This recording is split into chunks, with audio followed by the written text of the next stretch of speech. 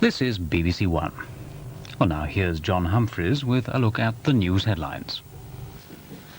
The hunt for the three men who kidnapped and sexually attacked a 6-year-old Brighton boy has spread to the continent, and Interpol are now involved.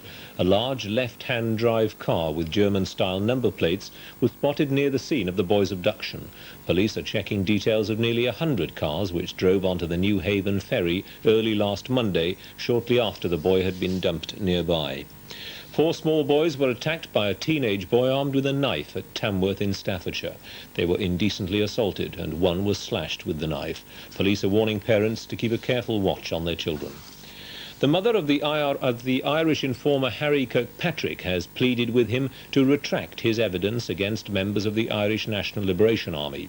Kirkpatrick's wife, Elizabeth, is being held by the INLA, who threatened to kill her. But they've suspended the threat while Kirkpatrick decides whether or not to go ahead with his evidence. In the Irish Republic, an inquiry has begun into last night's train crash in which 7 people died. Questions are being asked about the efficiency of the latest signalling equipment and about the state of the old wooden carriages. President Marcos of the Philippines has denied that his government was responsible for murdering his rival Benigno Aquino, but in a television broadcast he said the killing was certain to cast some kind of shadow on his regime. Mr. Aquino was shot dead yesterday at Manila Airport as he returned from self-imposed exile in America. In Pakistan, thousands of demonstrators went on the rampage in the province of Sindh. They looted an armory and set fire to a number of buildings, including banks and tax offices. One demonstrator was killed when police opened fire. It was the latest in a series of protests against martial law in Pakistan. And finally, the British team in the America's Cup yacht race tried a new keel today, fitted with fins, which are supposed to make it go faster. It's similar to the keel used by the Australian boat, which has caused so much fuss. But the British lost anyway, beaten by the Australians. Better luck next time. Good night. Well, now on BBC1, it's time for a look at the weather prospects. Here's Michael Fish. Good evening to you. After the showers and thunderstorms of the past few days, I think most of us have had some rain by now, probably very welcome rain, especially if you're a gardener or grower. Things, though, are on the change again now, and I think we'll have had to have made the most of the rain, because it looks as if from now on there's going to be a good deal of fine, dry weather. It's certainly in the next few days.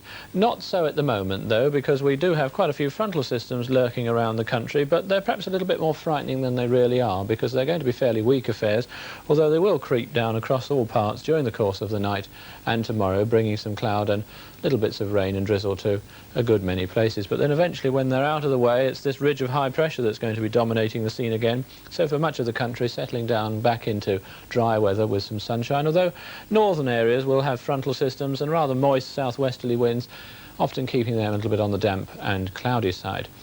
Let's, though, look at the picture for midday tomorrow, because you can see in a way what I meant, because there are frontal systems over us, but as I said, they are fairly weak, so not much weather with them, and not many isobars, so not much wind tomorrow either. As far as tonight goes, over Scotland, Northern Ireland and many western parts of England and Wales, it will be fairly cloudy. There'll be some outbreaks of rain around. The rain heaviest and most persistent in Scotland and Northern Ireland. Central and eastern areas, a fine, dry night, but those showers have left the ground fairly wet, and it's not going to be long before some mist and fog forms. And then tomorrow, well, for one reason or other, I think many places are going to start off grey, misty or cloudy, and there'll be a little rain and drizzle scattered around as well. Any rain and drizzle in central and eastern areas, though, should die away, and your weather will then brighten up, and for the rest of the day it should be mostly dry. And I think probably the brightest of the weather is going to be in the southeastern corner of the country, where there'll even be some sunshine before the afternoon's out. In the more western areas of England and Wales, as well as in Scotland and Northern Ireland, it will stay cloudier, and although many places will be dry, just here and there, especially in the extreme west, there'll be a little rain or drizzle. Well, that's all from me. A very good night to you. And it's almost time for us to wish you a very good night, but don't forget that at 6:30 tomorrow morning we'll be opening up again with breakfast time. Tomorrow, Esther Ranson is the guest of the day, and Fiona Brothers, the lady powerboater, will be racing through the morning's papers. That's in breakfast time tomorrow morning from 6:30. And now it's 9 minutes past 12, and time for me to wish you, on behalf of everybody here at Television Centre, a very good night. Good night.